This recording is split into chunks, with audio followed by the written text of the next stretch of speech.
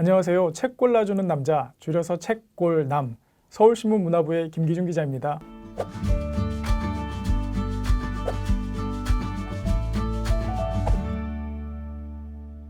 저는 여러분께 볼만한 책을 골라 비교 분석해드리고 있습니다. 지난번에 토마 피케티의 자본과 이데올로기, 그리고 슬라보의 지적의 팬데믹 패닉을 골라서 소개를 해드렸는데요. 다소 어려웠다라는 반응이 많았습니다. 그래서 이번에는 조금 쉬운 책을 가져왔습니다. 우리 주변에서 흔히 볼 수 있는 플랫폼 경제에 관한 책, 바로 공유경제는 공유하지 않는다와 배달의 민족은 배달하지 않는다입니다. 우선 책을 소개해드리기 전에 플랫폼 경제가 무엇인지에 대해서 간략히 설명을 드리자면요. 플랫폼은 기차역을 의미하는 이 플랫폼에서 따온 말이고요. 수많은 사람들이 오가는 플랫폼을 통해서 경제 활동이 일어나는 모델을 가리킵니다. 회사가 노동자를 고용하고 월급을 주고 지시를 하는 일반적인 기업과는 조금 다른 모습이죠. 고용주와 노동자들이 회사가 아닌 플랫폼을 통해 이어지는 형태를 가리킵니다. 외국에서는 플랫폼 경제를 공유경제라거나 긱경제 혹은 주문형 경제라고도 하는데요. 뭐라고 부르든지 간에 우리가 생각하는 기업과 가장 다른 점이 바로 고용의 여부입니다. 고용을 하지 않기 때문에 노동자들은 회사에 얽매일 필요가 없다는 것이죠. 플랫폼 경제가 최근 들어 활발해진 것은 스마트폰 덕분입니다. 실제로 플랫폼은 우리가 스마트폰에 설치하는 애플리케이션의 형태가 많습니다. 플랫폼 업체는 노동자들에게 이 스마트폰만 있으면 편하게 일할 수 있다, 이렇게 홍보를 합니다. 그리고 돈 벌고 싶을 때 언제 어디서든 스마트폰만 켜면 사장의 잔소리도 듣지 않고 아주 유쾌하게 일할 수 있다고 하는데요. 한마디로 이런 새로운 경제 모델이 노동자들의 주머니를 채워주고 동시에 노동자의 자유도 보장해준다는 겁니다.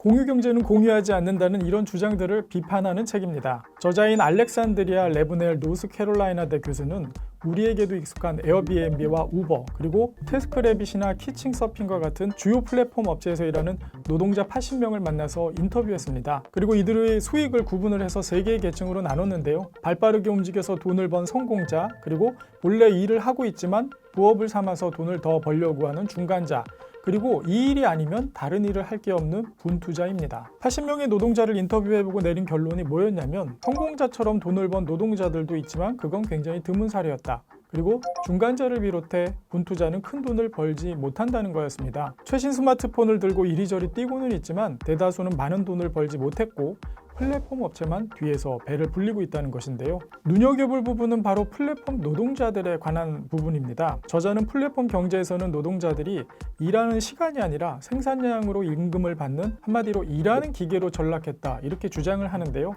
노동자들이 기계에 불과하기 때문에 사실상 이들의 안전은 뒷전이 됐고요. 그러다 보니 산업재해는 물론 차별과 성희롱의 무방비로 노출이 됩니다. 게다가 개인으로 일하기 때문에 노조를 결성하는 일도 쉽지가 않습니다. 저자는 결국 초기 산업사회 때부터 100년 넘게 해서 쌓아올린 각종 노동자 보호 장치들이 이 플랫폼 경제에서는 많이 무너졌다고 강조를 합니다. 플랫폼 경제가 얼핏 보면 새로운 경제 모델처럼 보이지만 사실상 초기 산업사회 노동자 착취 모델과 아주 유사하다는 겁니다.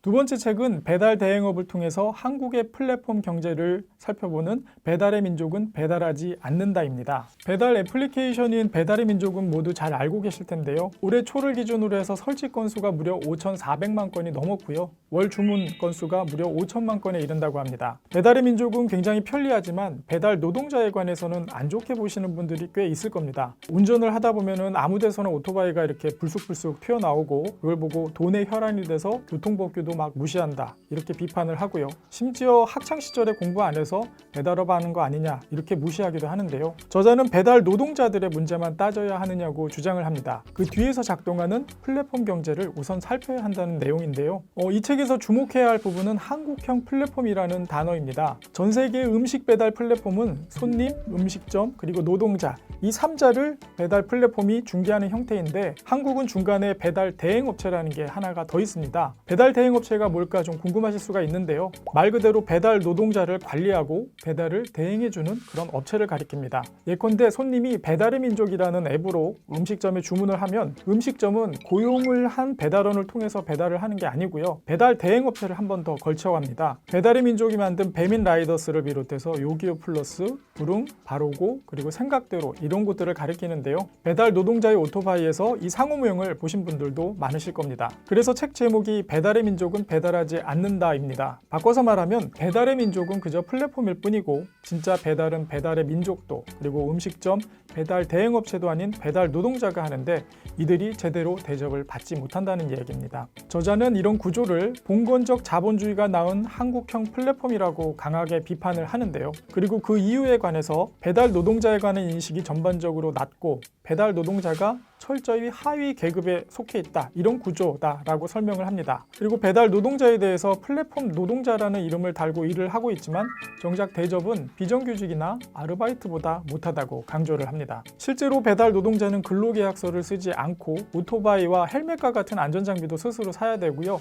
주유비도 지원을 받지 못합니다. 연차는커녕 주휴, 연장, 야간, 공휴일 수당 같은 것도 없고요. 건강검진은 꿈도 못 꾸고 퇴직금도 아예 받지를 못합니다. 4대 보험 가운데서는 산재만 가능한데요. 그 보험료마저도 배달 대행업체와 배달 라이더들이 반반씩 내고 있습니다. 배달 대행업체는 배달 노동자를 고용해서 부리는 형태인데요. 사고가 나면 그 책임은 노동자가 고스란히 떠안도록 되어 있습니다. 배달 대행업체가 배달원들을 고용한 것처럼 보이지만 문제가 생기면 그 순간에 선을 긋는다고 저자는 비판을 하죠. 이 책은 저자인 박정훈 라이더 유니온 위원장이 직접 배달 대행업체에서 배달 노동자로 일하면서 그 경험을 토대로 쓴 책입니다. 박 위원장은 맥도날드에서 일을 하면서 비정규직 노동자들의 실태를 다룬 이것은 왜 직업이 아니란 말인가 라는 책을 작년 1월에 내기도 했습니다. 제가 직접 인터뷰를 해봤는데요.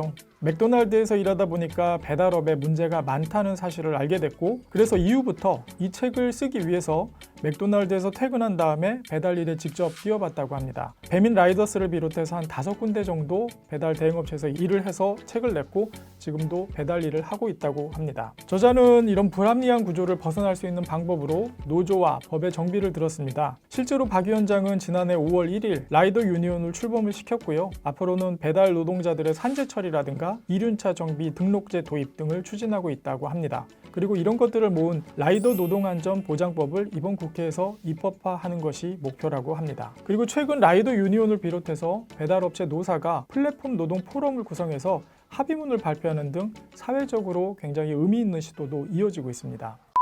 두 책 모두 플랫폼 경제에 관한 노동자들의 목소리를 충분히 들었다는 점에서 저는 굉장히 의미 있는 책들이라고 생각을 합니다. 그리고 두 책이 주장하는 지점도 비슷합니다. 플랫폼 경제를 우리가 편하다고 무작정 이용하고 키우기보다는 그곳에서 일하는 노동자를 우선 보호해야 우리도 더 편해질 수 있다는 건데요. 각종 보호장치를 노동자에게 떠넘기지 말고 적극적으로 갖추고 노동자들이 좀 더 편하게 일할 수 있도록 배려하고 관련 법도 정비하자는 주장입니다. 배달은 물론 숙박이라든가 대리기사를 비롯해서 요즘 플랫폼 업체들의 갑질 횡포가 점점 심해지고 있습니다.